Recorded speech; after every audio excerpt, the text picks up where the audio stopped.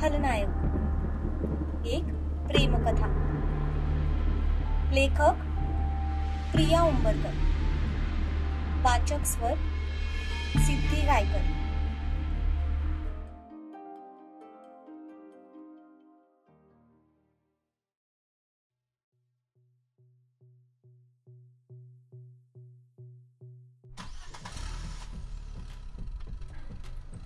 त्याने car parking मधून काढली आणि तिच्या जवळ आणून थांबवली. त्याला वाटलं त्याच्यावरचा राग म्हणून ती कदाचित पाठीमागे बसेल, पण तिने सरळ त्याच्या शेजारचा दरवाजा उघडला आणि त्याच्या जवळच बसली. ते बघून त्याच्या भुवया किंचित उंचावल्या. तिचं ते वागणं त्याला कोड्यात टाकत होतं. आता माझ्या तोंडाकडेच बघत बसणार आहेस की तू निघणार आहेस? तिने त्याच्यावर नजर टाकली. तसं त्याने सुस्कारा सोडला आणि कार स्टार्ट केली. ते दोघेही तिथून निघाले.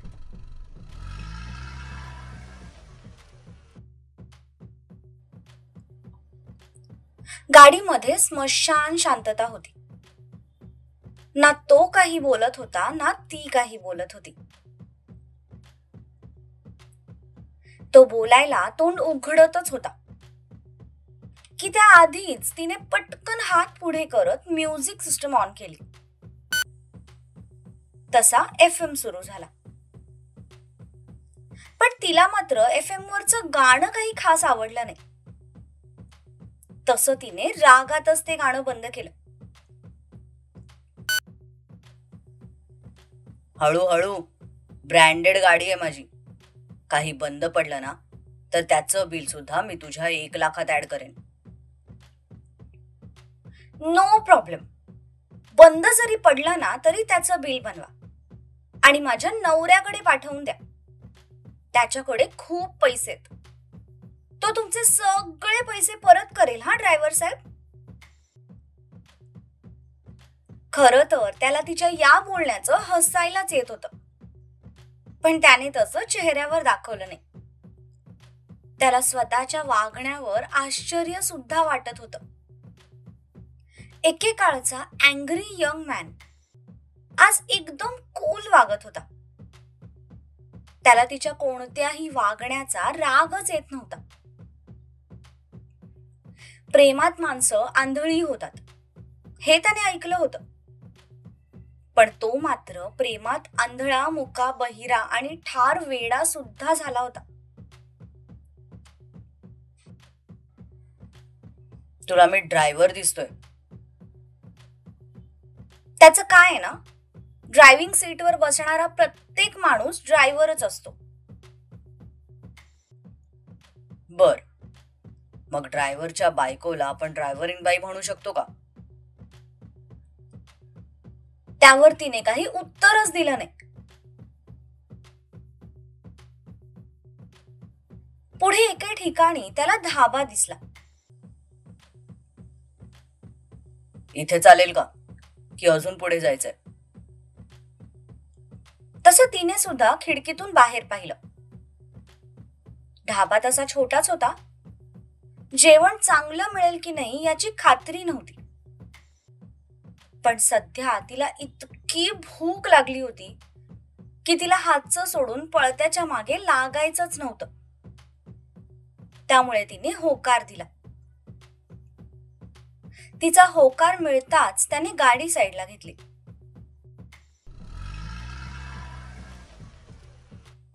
आणि एका बाजूला पार्क केली. गाडी थांबताच दोघेही खाली उतरले.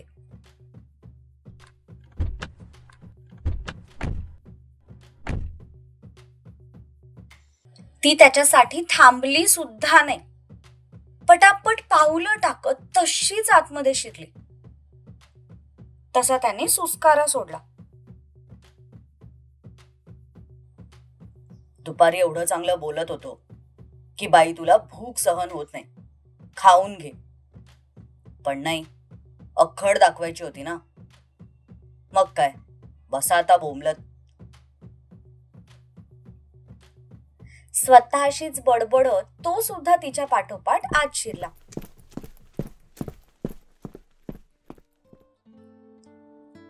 बाहेर एक लाकडी गेट केलं होतं, ज्याच्या चहू बाजूंनी मनी प्लांट ग्रो झालं होतं. बाहेर मस्तपैकी ग्रीनरी होती. त्यामध्ये एका बाजूला 3 आणि दुसऱ्या बाजूला 3 अशी 6 टेबल्स ठेवली होती. आज सुद्धा काही टेबल्स लावलेले होते. मध्यरात्रीची वेळ असल्यामुळे फारशी गर्दी नव्हती. फक्त एका टेबलवर माणसांचा एक ग्रुप दारू पीत बसला होता. त्यांच्या गप्पा चांगल्याच रंगात आल्या होत्या. ते बघून सम्राटच्या चेहऱ्यावर मात्र किंचित काळजी पसरली. एकतर तिने त्याचा शर्ट घातला होता, तोही अशा प्रकारे घातला होता की त्यातून तिची पूर्ण कंबर उघडी दिसत होती. रात्री धाब्यावर थांबणारी लोक कशी असतात याची सम्राटला चांगलीच कल्पना होती. त्यामुळे तिला प्रोटेक्ट करण्यासाठी तो पटकन पुढे झाला. त्याने पटापट चालणाऱ्या तिचा हात स्वतःच्या हातात पकडला. हाताला ओढ बसल्यामुळे तिने लगेच मागे वळून पाहिलं, तर त्याने तिचा हात स्वतःच्या हातात घट्ट पकडला होता. आणि ते बघून तिच्या कपाळावर आठ्या पसरल्या. हात का पकडलास? चुपचाप आत चल. नाही, मला इथे बाहेरच बसायचंय. हे बघ तपस्या, शिस्तीत सांगतोय, चुपचाप आत चल. त्याने पुन्हा तिचं मनगट पकडलं आणि जवळजवळ खेचतच तो तिला आत घेऊन गेला. ती त्याच्या हातून स्वतःचा हात सोडून घेण्याचा प्रयत्न करत होती, पण त्याने एकदाही मागे वळून तिची झटापट पाहिली नाही किंवा तिचा हातही सोडला नाही.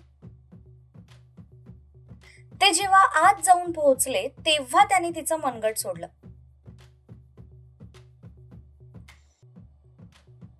R you mad?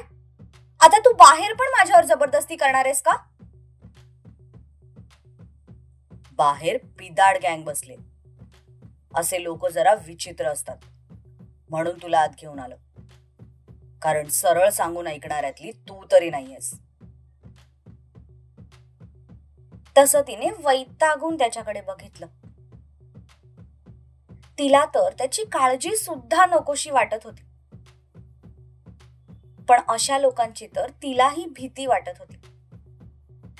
त्यामुळे तिने स्वतःच्या रागाला जरा इग्नोर केलं आणि त्याच्या समोरच्या चेअरमध्ये बसली. एव्हाना त्याने मेनू कार्ड बघायला सुरुवात केली होती. बरं, तू काय खाणार आहेस? तू तुझी ऑर्डर दे, माझं मी बघेन. तसा त्याने नकारार्थी मान डोलवत सुस्कारा सोडला. काउंटर जवळ असलेल्या एका मुलाला बोलवलं. तसा तो मुलगा खांद्यावर नॅपकिन टाकत त्या दोघांच्याही जवळ येऊन पोहोचला. सध्या काय काय रेडी आहे?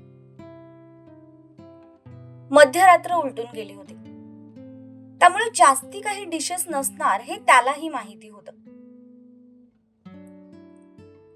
व्हेज की नॉन व्हेज मध्ये सांगू? व्हेज मध्ये. व्हेज मध्ये फक्त शेव भाजी आणि बटाट्याची भाजी शिल्लक आहे. ठीक आहे, मग एक एक प्लेट दोन्ही भाज्या द्या आणि दाल राईस द्या. तपस्या, तू प्लेन रोटी घेणार आहेस की बटर रोटी घेणार आहेस? मला बटर रोटी. ठीक आहे साहेब, घेऊन येतो. तो मुलगा निघून गेला.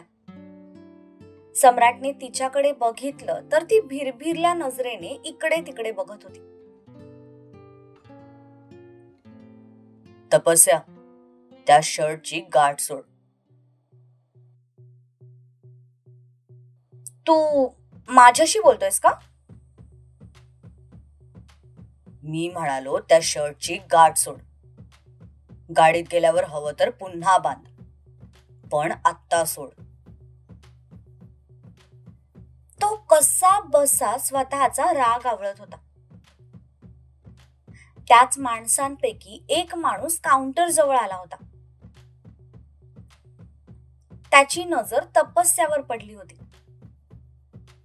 आणि जो आता तिच्या उघड्या कमरेकडे हापापल्यासारखा बघत होता. खरं तर त्या माणसाला सरळ करणं सम्राटसाठी काही अवघड नव्हतं, पण उगीच मारामारी सुरू केली तर जेवण अर्धवट राहणार होतं आणि तिला भूक लागली म्हणून तो स्वतःचा राग कंट्रोल करत होता. तिला गोड भाषेत समजवण्याचा प्रयत्न करत होता. हे बघ, मी काही हे शर्ट वगैरे सोडणार नाहीये. तिने सरळ दुर्लक्ष केलं. तसा तो टेबलवर दोन्ही हात मारतच उठून उभा राहिला. त्या आवाजामुळे ती क्षणभर दचकली, पण पुन्हा तिने स्वतःला नॉर्मल केलं. तो रागातच फिरून तिच्या जवळ आला. त्याने एका झटक्यात तिच्या दंडाला पकडत तिला उभं केलं आणि स्वतःच्या हाताने त्या शर्टची गाठ सोडली. तसा तो शर्ट खाली गेला. बायको आहेस तू माझी, एखादा शोपीस नाही की जगाने मन भरून तुझ्याकडे बघावं. तुला बघण्याचा आणि स्पर्श करण्याचा अधिकार फक्त माझा आहे. बायको आहे मी तुझी, तू कमावलेली प्रॉपर्टी नाही, जे मनाला येईल तेव्हा माझ्यावर मनमानी करशील. तिने त्याच्या डोळ्यात बघतच त्याला उत्तर दिलं आणि लगेच हाताला हिसका देत त्याच्या हातून स्वतःचा दंड सोडवून घेतला. त्याला बाजूला करत ती मागे सरकली आणि चुपचाप कोपऱ्यातल्या चेअरवर जाऊन बसली. सध्या त्याच्याशी हुज्जत घालायला तिच्या शरीरात ताकदच उरली नव्हती. इतकी तिला भूक लागली होती. पण तिने त्या शर्टची पुन्हा गाठ मारली नाही. हे बघून त्याने स्वतःला शांत केलं. त्याने मागे वळून पाहिलं तर आता काउंटरवर तो माणूस नव्हता. ते बघून त्याने सुस्कारा सोडला आणि पुन्हा त्याच्या जागेवर जाऊन बसला. थोडा वेळ दोघांमध्ये पिन ड्रॉप सायलेन्स होता. मला माझा मोबाईल कधी मिळणार आहे? जी पर्स सम्राटने गायब केली होती त्यात तिचा मोबाईल सुद्धा होता, पण तो अजून काही तिला मिळाला नव्हता. मिळेल लवकरच, मला माझ्या सगळ्या प्रश्नांची उत्तरं मिळाल्यावर. मी तुझ्या सगळ्या प्रश्नांची उत्तरं ऑलरेडी दिलेली आहेत. नाही, अजून काही प्रश्न बाकी आहेत. त्यांची उत्तरं मिळाली की मग तुला तुझा मोबाईल मिळेल. ते चिडून काही बोलणार तितक्यात तो मुलगा त्यांची ऑर्डर घेऊन आला. तशी ती गप्प झाली.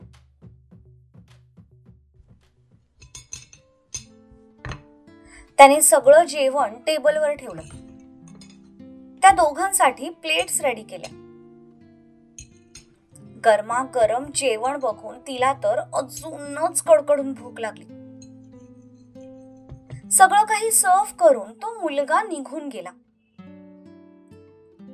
तशी ती कुणाचीही वाट न बघता लगेच जेवणावर तुटून पडली.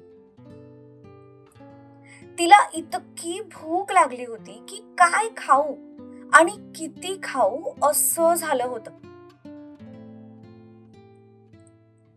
भुकेच्या नादात ती पटापट एका मागोमाग एक घास खात होती.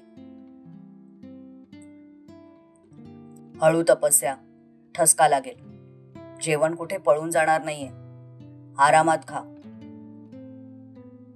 पण तिचं मात्र त्याच्या बोलण्याकडे लक्षच नव्हतं. ती जेवणात पूर्णपणे बिझी झाली होती. तिला असं आधाशासारखं खाताना बघून त्याने एक सुस्कारा सोडला आणि चुपचाप जेवायला सुरुवात केली. पुढची 10 मिनिटं एकदम शांततेत गेली. ती कधीही न मिळाल्यासारखं जेवत होती आणि तो तिच्याकडे बघत हळूहळू जेवत होता. भूक तर त्यालाही लागली होती, पण आज जणू तिला बघूनच त्याचं अर्ध पोट भरलं होतं. त्यामुळे तो हळूहळू एक एक घास चावत तिच्याकडे बघून खात होता. मध्येच खाता खाता तिला ठसका लागला. तशी ती जोर जोरात खोकू लागली. त्याने लगेच पाण्याचा ग्लास उचलला आणि पुढे होऊन तिच्या तोंडासमोर धरला. तिने पण त्याचा हात पकडत पाणी प्यायला सुरुवात केली. तिचा हात त्याच्या हातावर होता. तिच्या स्पर्शाने त्याच्या अंगावर शहारा आला. तिचं पाणी पिऊन झालं तसं त्याने तो ग्लास बाजूला काढला. बोललो होतो ना हळू खा म्हणून. पण यावेळी सुद्धा तिने त्याला पूर्णपणे इग्नोर केलं आणि ती पुन्हा जेवू लागली. ताटातलं सगळं काही संपलं तसा तिने स्वतःच्या पोटावर गोल गोल हात फिरवायला सुरुवात केली. आता तिला एकदम शांत वाटत होतं. पोटातली खळबळ पूर्णपणे थांबली होती. तिने टिश्यू पेपरने हात पुसला आणि थोडंसं पाणी पिलं. अजून काही हवंय तुला? डेझर्ट मध्ये डिवोर्स दिलंस ना तर फार बरं होईल. ते तर आता तुला या जन्मात शक्य नाहीये. हे लग्न म्हणजे तुझ्या दगाबाजीची शिक्षा आहे, जी आता तुला आयुष्यभर भोगावी लागणार आहे. मला वॉशरूमला जायचंय.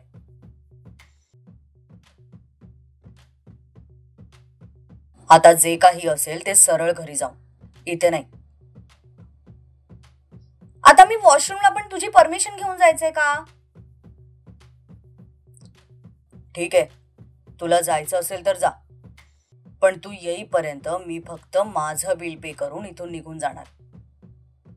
मग स्वतःच्या जेवणाचं बिल कसं पे करायचं ते तुझं तू बघ. तो सरळ काउंटरच्या दिशेने गेला. तिने रागातच पाय जागेवर आपटले, कारण बिल पे करायला तिच्याकडे तर पैसेच नव्हते. तुझ्यासारखा निर्लज्ज आणि निर्दयी माणूस मी अख्ख्या जन्मात पाहिला नाहीये. आणि कधी बघणार पण नाहीस, कारण Samrat Khanvilkar one and only piece आहे. उफ, stupid idiot duffer. Love you too. तो मध्येच मागे वळला आणि तिच्याकडे बघून म्हणाला.